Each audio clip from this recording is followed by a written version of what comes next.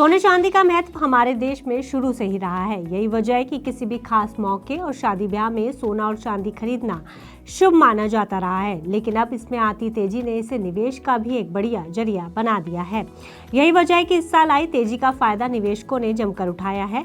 जहां इस साल सोने ने करीब 80 से 85% का शानदार रिटर्न अपने निवेशकों को दिया है, वहीं चांदी ने भी 150% से ज्यादा का रिटर्न दिया है। चांदी की कीमतें पिछले एक साल में दोगुनी हुई हैं। यही वजह है कि इस साल गोल्ड सिल्वर ETF की मांग जबरदस्त तेजी देखने को मिली है। आइए जानते हैं कि आखिर इस साल गोल्ड सिल्वर ETF में कुल कितना निवेश हुआ और इसके पीछे क्या वजह रही। सोने चांदी में निवेश का अंदाजा इसी बात से लगाया जा सकता है कि 2025 में गोल्ड और सिल्वर ETF ने बिना किसी रैली के एक बड़ा रिकॉर्ड छुआ है। गोल्ड और सिल्वर ETF का कंबाइंड AUM केवल 4 महीनों में 2 लाख करोड़ के आंकड़े को पार कर गया है। हालांकि ये कहना गलत होगा कि गोल्ड और सिल्वर ETF में इतनी तेजी अचानक हुई है, क्योंकि गोल्ड और सिल्वर ETF की मांग साल भर देखने को मिली है, इसलिए इसे लगातार हुई वृद्धि ही माना जाना चाहिए। Association of mutual funds in India के आंकड़ों के मुताबिक साल शुरू होने पर गोल्ड और silver ETF combined AUM 57,000 crore के आसपास था। वहीं सितंबर तक ये करीब दोगुना होकर 1 लाख करोड़ रुपए पर पहुंचा, लेकिन साल के आखिर में पहुंचते पहुंचते ये आंकड़ा 4 गुना बढ़कर 2 लाख करोड़ के पार पहुंच गया है। वहीं दिसंबर महीने में गोल्ड ETF में करीब 11,700 करोड़ नेट इनफ्लो देखा गया है, जो साल का सबसे बड़ा नंबर है। वहीं सिल्वर ETF में भी निवेश बढ़कर 4,700 करोड़ के आसपास पहुंच गया है, जो पिछले महीने 2,154 करोड़ से लगभग दोगुना है। इसका मतलब साफ है कि निवेशकों ने दोनों मेटल्स में तेजी का भरपूर फायदा उठाया और जमकर निवेश किया है। ऐसे में गोल्ड ETF में साल 2025 में कुल 43,000 करोड़ का निवेश आया है और सिल्वर ETF में करीब 24,200 करोड़ का भारी निवेश हुआ है। इसका सबसे बड़ा कारण रहा सोने और चांदी की कीमतों में भारी तेजी, जो साल भर देखने को मिली है। साल 2025 की शुरुआत में जहां देश में सोने की कीमतें लगभग 71,000 से 80,000 प्रति 10 ग्राम और चांदी की कीमतें 85,000 से 90,000 प्रति किलोग्राम के आसपास थी, वहीं पूरे साल दोनों मेटल्स में रिकॉर्ड उछाल देखा गया और साल खत्म होते होते सोने की कीमतें 1,35,000 रुपए से लेकर 1,40,000 रुपए प्रति 10 ग्राम से ऊपर और चांदी की कीमतें 2,40,000 रुपए प्रति किलो से ऊपर पहुंच गई हैं। ऐसे में इन दोनों मेटल्स ने अपने निवेशकों को भारी रिटर्न दिया है।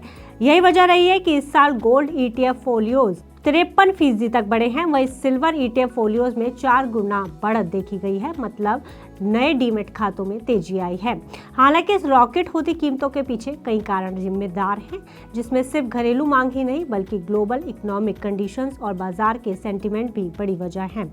सबसे बड़े कारणों में से एक जियोपॉलिटिकल टेंशन के चलते दुनिया भर के सेंट्रल बैंकों द्वारा सोने की खरीदारी करना है। मतलब जब दुनिया में अनिश्चितता बढ़ती है तो निवेशक सुरक्षित निवेश की ओर भागते हैं और ऐसे में सोना निवेशकों का सबसे पसंदीदा विकल्प है। वहीं दूसरा बड़ा कारण है डॉलर की निर्भरता में कमी। पिछले 18 महीनों में दुनिया के फॉरेक्स रिजर्व में डॉलर की हिस्सेदारी 74% से घटकर 56% रह गई है और इसका काफी हिस्सा सोने में निवेश किया जा रहा है। इसकी वजह से भी सोने की कीमतों में तेजी देखने को मिली है। इसके अलावा विश्व का कर्ज भी लगातार बढ़ रहा है। उदाहरण के लिए सिर्फ अमेरिका का कर्ज 37 लाख करोड़ डॉलर से ऊपर है।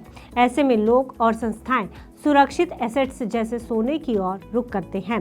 दूसरी तरफ चांदी की इंडस्ट्रियल मांग ने भी इसकी कीमतों को बढ़ाने में मदद की है।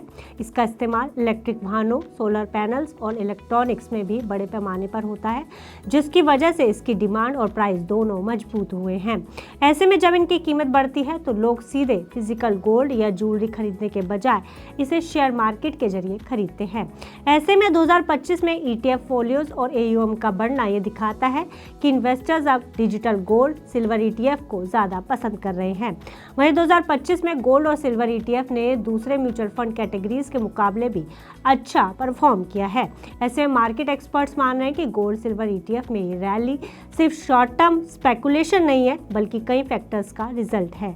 यही वजह है कि इन्वेस्टर्स और सेंट्रल बैंक्स दोनों इन्हें लॉन्ग टर्म पोर्टफोलियोज के लिए चुन रहे हैं, क्योंकि जानकार मान रहे हैं कि दोनों मेटल्स का मीडियम टर्म आउटलुक अभी भी पॉजिटिव बना हुआ है।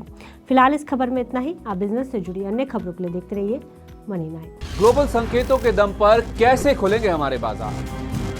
क्या कह रही हैं खबरें और ब्रोकरी रिपोर्ट्स? किन शेयरों में बनेगा पैसा? बाजार खुलने के बाद क्या खरीदें, किन शेयरों को करें पोर्टफोलियो से बाहर? कैसा रहा बाजार का दिन भर का कारोबार, कैसे तैयार करें कल के बाजार की स्ट्रैटेजी, इन सब सवालों के जवाब जानिए मेरे साथ ओपनिंग बज और क्लोजिंग बज में इन वक्त पर सिर्फ मनी 9।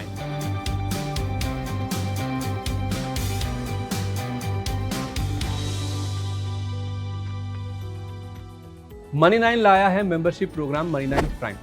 अब आपके दिमाग में कई सारे सवाल होंगे, मसलन आखिर क्या है ये मनी 9 प्राइम, आपके लिए यानी दर्शकों के लिए इसके क्या फायदे हैं, और एक बड़ा सवाल ये कि मनी 9 प्राइम से आखिर जुड़ना कैसे है। तो इसकी पूरी जानकारी हम आपको देने जा रहे हैं। मनी 9 प्राइम में 3 प्लान होंगे, इकोनॉमी, स्टैंडर्ड और वीआईपी। तो फटाफट ज्वाइन कीजिए YouTube पर मनी 9 प्राइम। ज्वाइन करने के लिए मनी 9 के YouTube पेज पर जाइए, होम पेज पर मिलेगा ज्वाइन बटन, इसे क्लिक करें, अपनी पसंद का प्लान चुनें और बस हो गया, अब आप रहेंगे सबसे आगे।